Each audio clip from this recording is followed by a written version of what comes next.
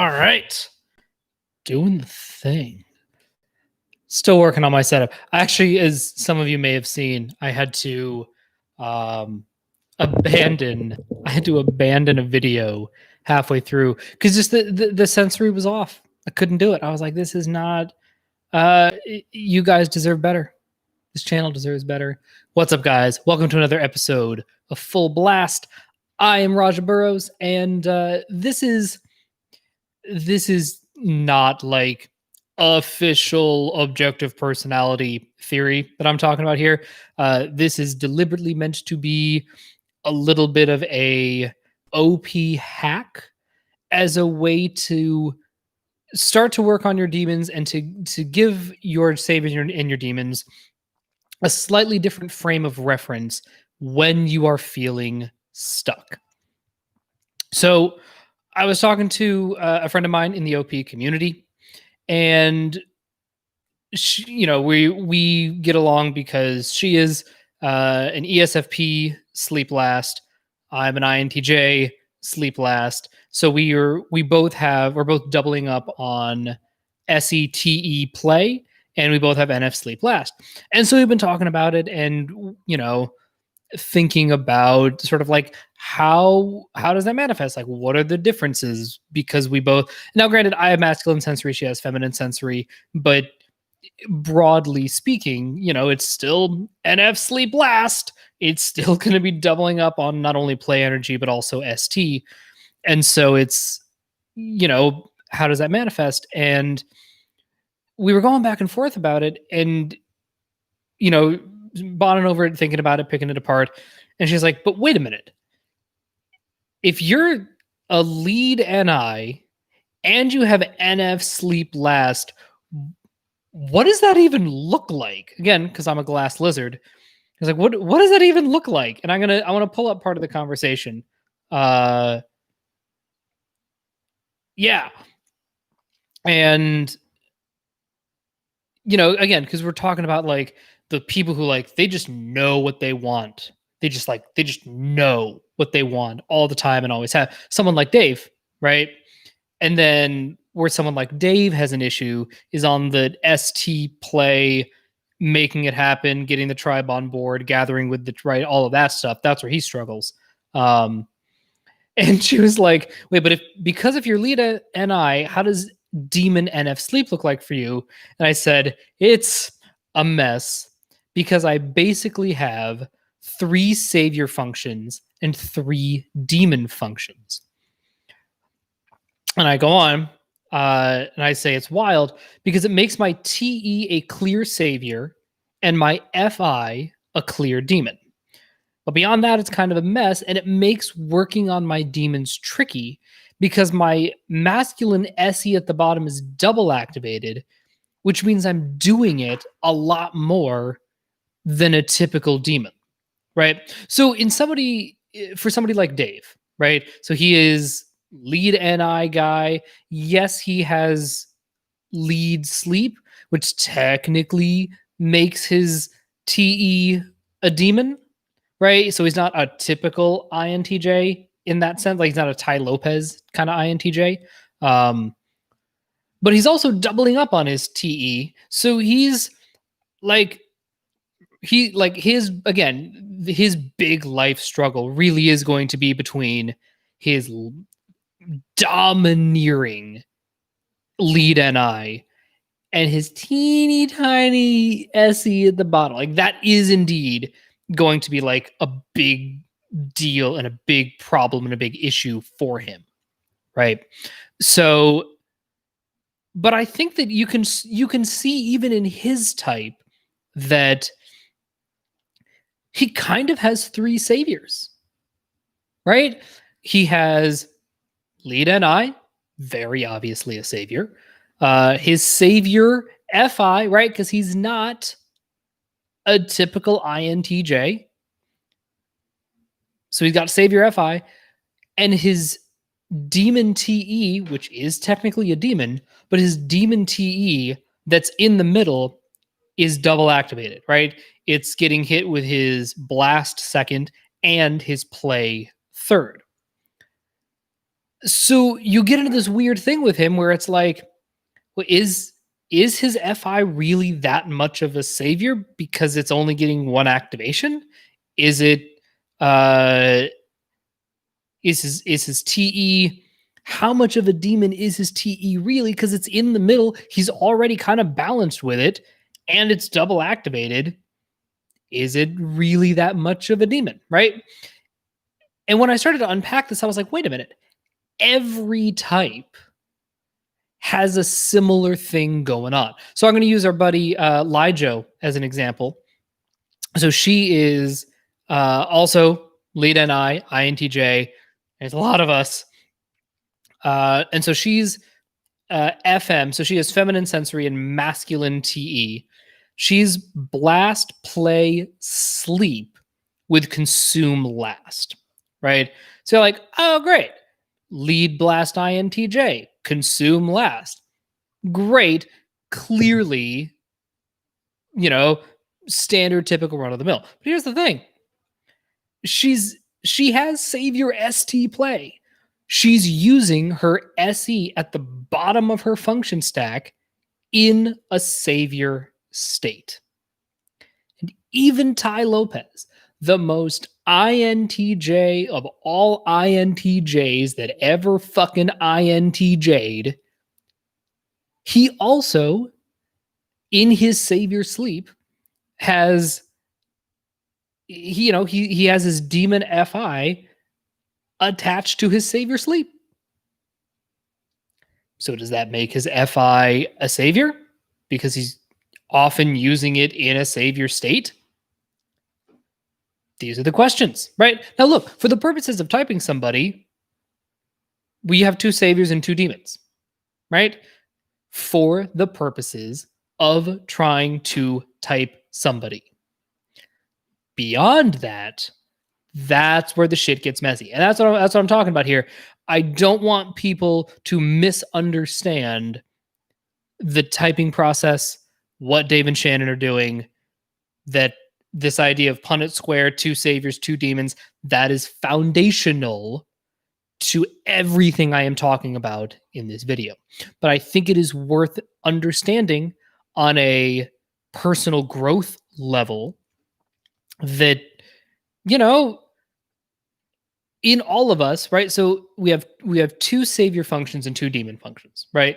So my two savior functions are my lead NI and my savior TE in the middle of my function stack, right? So your first function is always going to be a savior no matter what. And then one of your middle functions is also going to be a savior, right? And so therefore, the other two functions in your stack are going to be your demon. So again, in my case, I am a lead blast INTJ, lead NI, that's a savior. TE second, that is also a savior, which makes my FI a demon, and it makes my SE a demon. However, because we also have two savior animals and two demon animals, shit starts to blend together. Because what happens is in your second animal, whatever that is, you are going to have one savior function guaranteed and one demon function guaranteed.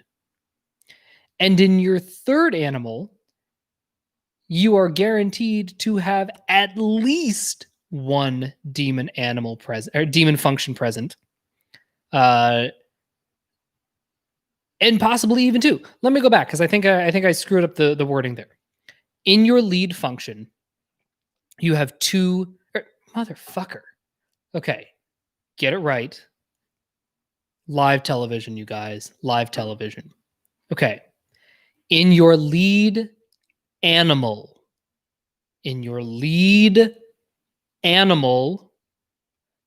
blast, play, consume, or sleep.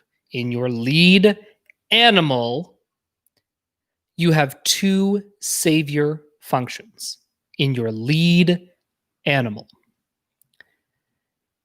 In your second savior animal, you are guaranteed to have one savior function and one demon function in your second savior animal.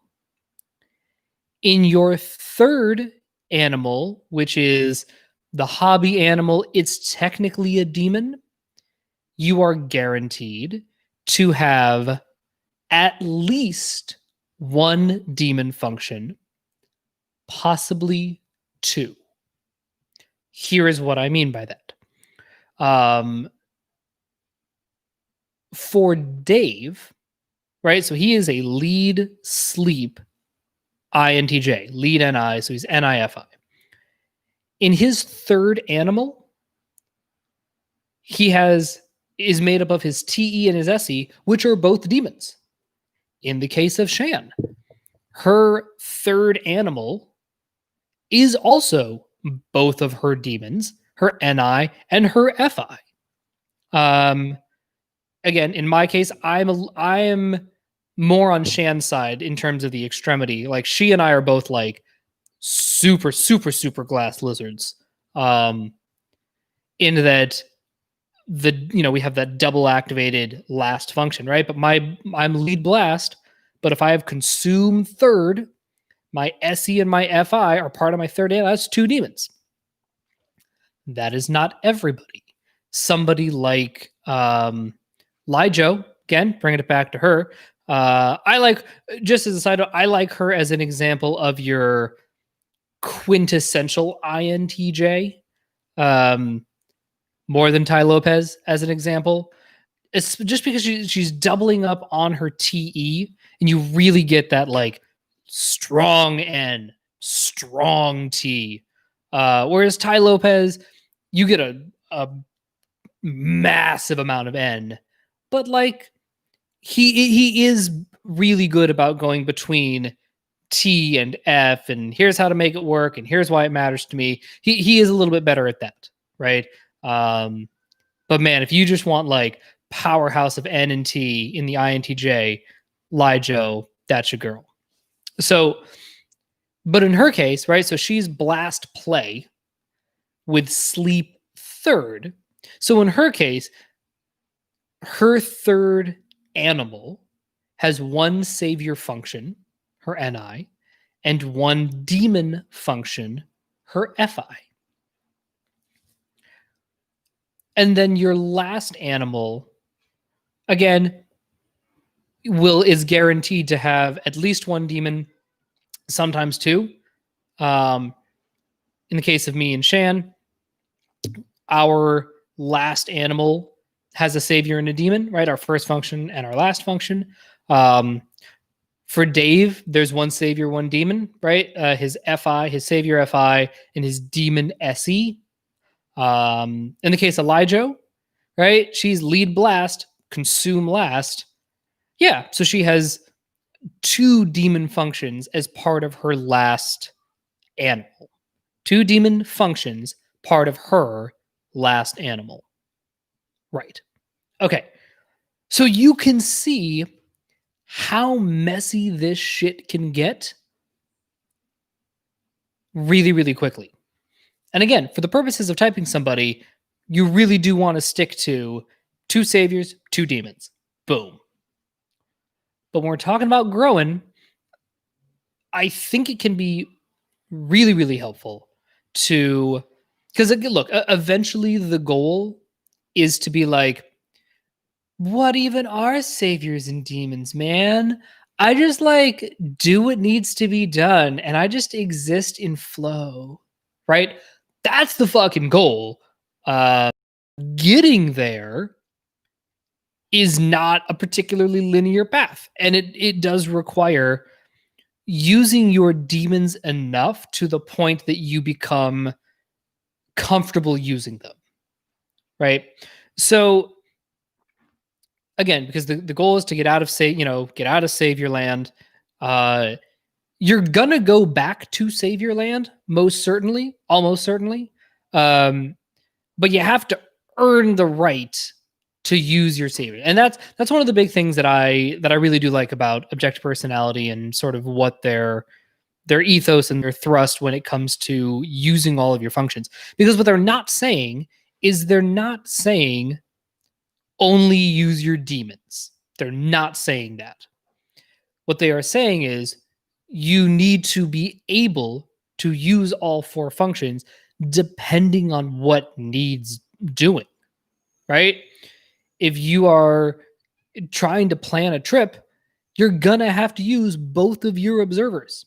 You just are. You're going to have to do some amount of planning, and you're going to have to do some amount of gathering and being open to serendipity, right? If you're dealing with decider drama at work, you're going to have to use some TE, and you're going to have to use, some FI. Again, in my case, your DE or your DI, you're going to have to use both.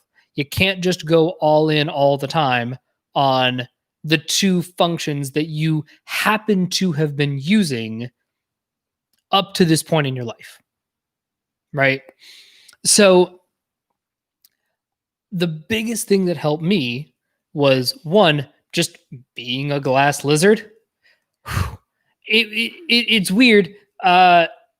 It's, again, they talk about it as being like the tortoise and the hare game, where once you get there, like the glass lizards, just to go off on a side tangent for a second about the glass lizards, very much are slower to really hit their stride and to really like do the thing most of the time, right? And the people who do peak early, they also crash pretty, like their crashes are big. I'm thinking in particular just of it's not so much of I don't consider them my type twins. I just don't. I do not consider the double feminine version of me as my type twin. I just don't. I think that the masculine sensory makes such a turbo difference. It's in our type in particular.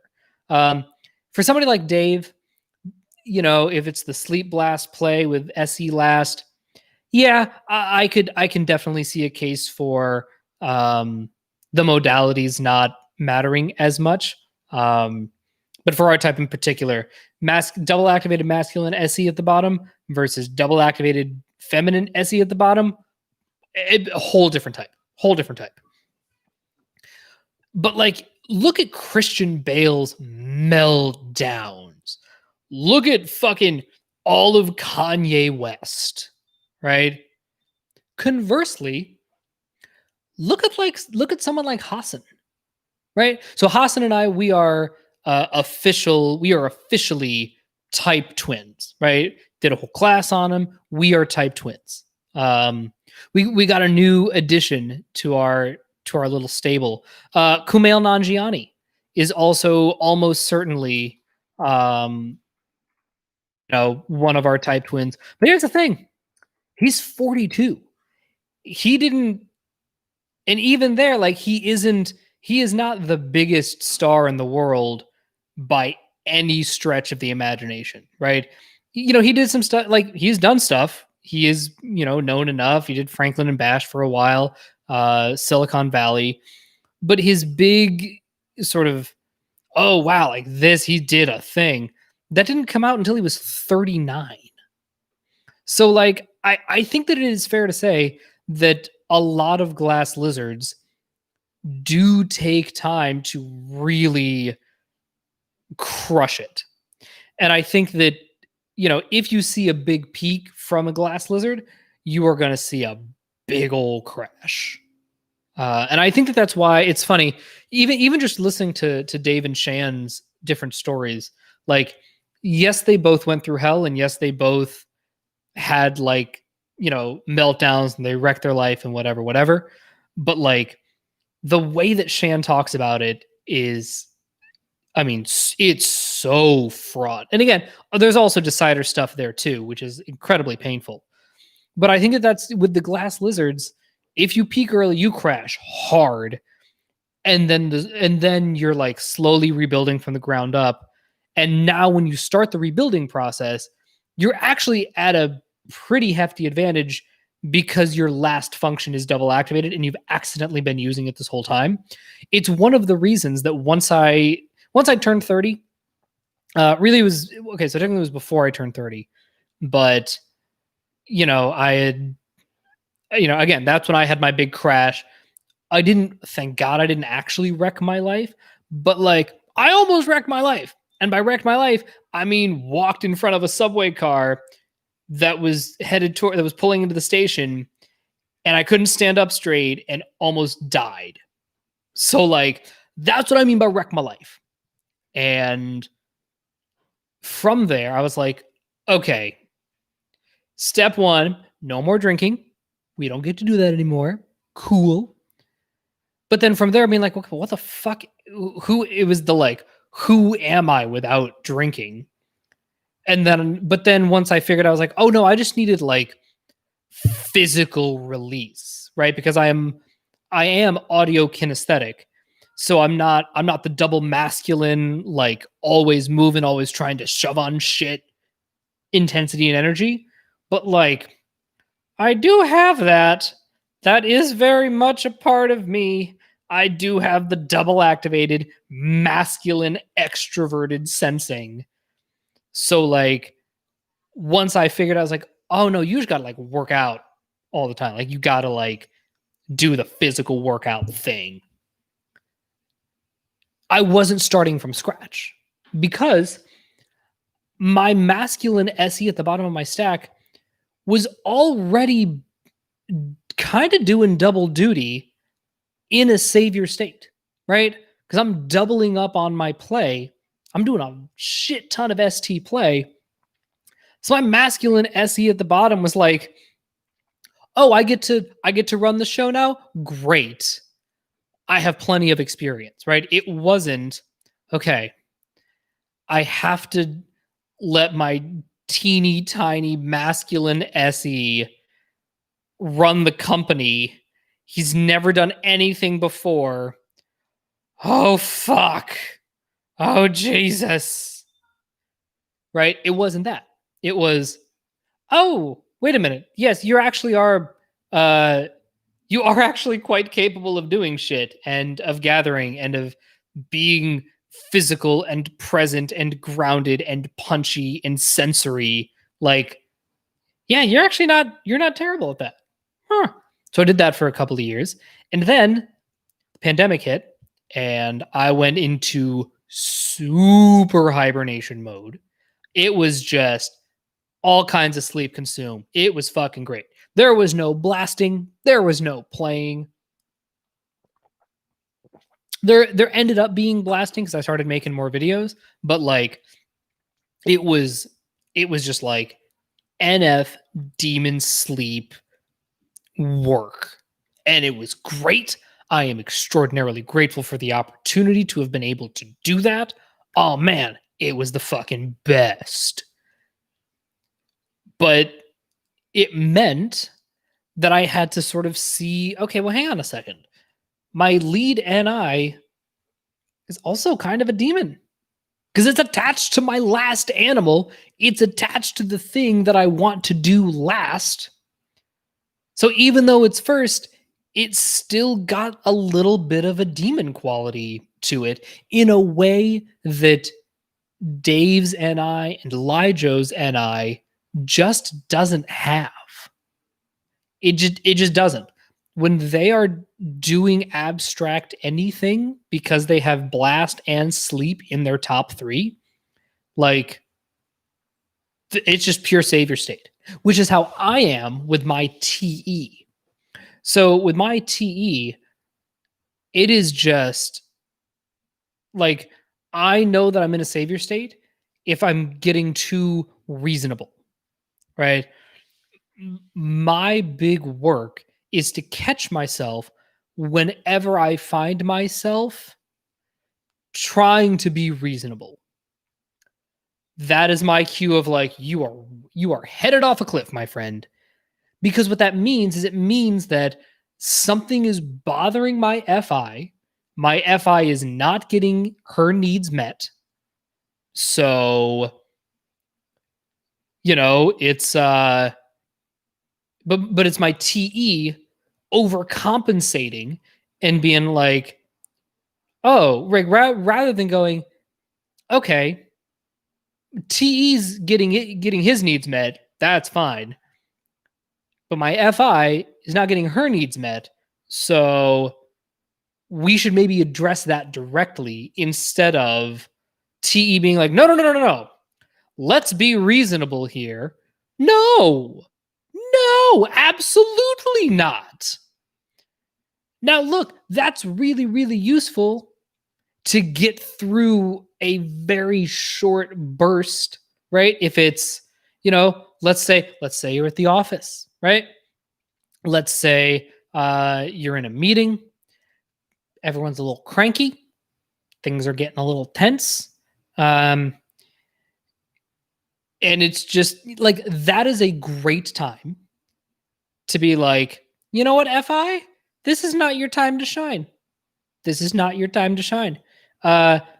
TE needs to be reasonable here. Having an outburst in the middle of a meeting is not going to get us what we want. So I'm going to need you to keep it together for 12 more minutes, and then we can go process. Where the Savior T fucks up is that it will just move on to the next thing and not give the demon FI time, opportunity, space, whatever, to process. That's where you fuck it up, right? But being able to sort of use one function for a burst of time, whether it's, in my case, NITE, as a burst, super useful to be able to tap into that. Oh man.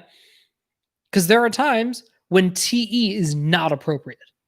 And so the Savior FIs are like, I got this. Don't even trip. Right? Versus there are times when FI is not the right call. There are times when NE isn't the right call and you need an SI approach, right? And so, but in order to get to that level of fluidity, I think that it's really, really helpful to think of all of us as having 3 saviors and 3 demons for the purposes of personal growth. Because now what you can do is you can start to get out of this idea, right? So their whole thing is sort of founded on like the Donald Hoffman school of thought that they've adapted, where it's, humans only see a sliver of reality. And so in OP land, there are 8 functions and most people are only using 2 of them, right? They're 2 savior functions. So they're missing 3/4 of the board. In order to even get to 4, I think that, look, if you are like master Zen guru person and you have mastered all 4 elements and you want to dip into, in my case, like, let me get a little better at SI. Let me get a little better at great. Mazel tov. Whatever. But like 4 is good. Get step 1, get to 4. But in order to get to 4, you got to get to 3. And so the easiest way to do that, I have found, is to say, okay, is to look at the demon that is attached to your second function. Fuck. God, the terminology today is just a mess. Is to look at the demon that is attached to your second animal. Look at the demon that is attached to your second animal. That is the demon to work on first, in my opinion, because you're going to be working on it in a little bit of a savior state. I have found that to be a really nice way to sort of ramp up and ease into this personal growth, going down into the belly of the beast, dark night of the soul, right? You're easing the transition rather than going, all right, well, this is my single activated demon at the bottom that I never want to do. Guess I'm just going to jump into the deep end. That's going to be really traumatic. And in practical terms, that is just as likely to hurt you as it is to help you. I think there's a very good chance, and I've seen this in a lot of other contexts, where somebody will be like, well, a social justice issue, right? They're like, oh, fuck, this is really bad. I didn't really consider this before. Let me go full tilt into this world that I've never seen before. Okay. What ends up happening is they're like, okay, this is a lot. Bye. And it goes back to the, 3 chores a day sort of thing. If your apartment or house or whatever is a mess, and you think to yourself, I have to clean the whole house. No, you do not. That is a surefire way to get you to not only quit halfway through cleaning your house, but it's going to make you go, you know what? Fuck it. Not worth it. I'm going to just have a dirty house. What is much, much better is to go, you know what? Here's what I'm going to do today. I'm just going to clean up all of the takeout boxes that are around. I'm just going to clean all that up and I'm going to throw it in the trash can. But that's all I'm doing today. I'm not worrying about the dishes. I'm not worrying about the laundry. I'm not worrying about anything else. I'm just getting these boxes and I'm throwing them away. Right? You're easing your way into doing the work and you're starting to build a flow and a routine and a pattern for yourself. And that's really the goal, because the goal is to be able to move seamlessly among all of the functions. That's the end goal. That's the magical Christmas land. So, but you have to start somewhere. And if you are brand new to this shit, I think it's really, really helpful to go, okay, what's happening demon-wise in my second animal? So in my case, it's, my demon play, my demon SE is attached to my savior play, right? Demon SE, but savior play. So I'm like, okay, you know what? Rather than doing my first animal, right? I'm not going to tone down the blasting a little bit. Let me do some more play. Let me just do some play, because it'll give me a little bit of the sugar, right, of the TE, and, a little bit of the salty of the SE. Okay, great. Right? And now what you're really seeing in that, when you're using your second animal, you are seeing how the sweet and the salty interplay. Look, no, that's a lie. My favorite thing to consume is steak. Like, fucking love steak. That's just like, I don't know, maybe it's my masculine SE, but like, oh my God, I could fucking eat steak all day, every day for the rest of my life. I would never get sick of it. I love steak. But very close on the list, shortly underneath that, I love like salted dark chocolate, right? Or like dark chocolate with salted caramel. Marron. Oh my God, it's the fucking best. Because you need that contrast, right? I have the book over there, right? Salt, Fat, Acid, Heat. It's a great little mini series on Netflix. You should absolutely check it out. It is a hoot. It is delightful. And what she talks about in the book, Salmon, is she talks about how if you have fat, you need acidity to balance out the fat, right? And you need the salt the salt, the fat, and the acid, like they all work together to create a satisfying flavor. But if you're just all vinegar all the time, you're not gonna like it. I'm gonna give you an example. So my mother, she has, again, for her palate, she has a very, very low tolerance for the taste of fat. She does not like fat. Fat is not her jam. And again, I think again part of it is for generation. The nutrition information in America in the 70s and 80s was just catastrophically bad and wrong. But even leaving that aside, she's just never been into fat. Like the taste of fat has never appealed to her. So when she would make salad dressing for us growing up, she would always make this really delicious kind of handmade, homemade, this like balsamic vinegar with olive oil. And it was like, it's really, really good. And I just can't stomach it. And it made me think for years. I was like, wow, I guess I just hate salad. I guess I hate vegetables. No, Raja, you don't. It's that you were putting too much, it was triggering too much vinegar. Your body wasn't ready for that much vinegar. Your body wants salt and oil. I can eat salty, oily shit. Oh my God, all day.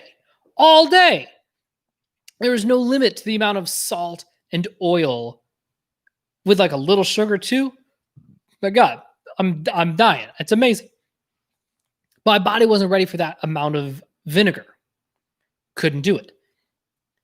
Because there wasn't the fat and the salt to complement it. And so, again, to use the analogy here, right? If it's like, okay, so I need the, if I'm like, all I want is salt and fat. All I want is salt and fat. I don't want the acid. I don't want any acid. Well, let's not jump straight to vinegar, right? Let's have a little bit less fat and a little bit less salt and a little bit of vinegar to sort of introduce to my body and to my palate, hey, vinegar has its uses too. It may not be your favorite thing in the world. You may have a low-ish tolerance for it, which, okay, we can work on. But vinegar is not inherently bad or unhelpful. And so now what I'll do, I'm really like, I love doing stir fries. So much. Again, because I can control the salt and I can control the oil. It's got a lot of vegetables. Chop up some beef in there. Oh my God, I don't know. I'm really into food today for some reason. Deal with it. And so what I've started to do is after I cook it up, make it how I want. When I actually serve myself, I'll put some vinegar in there.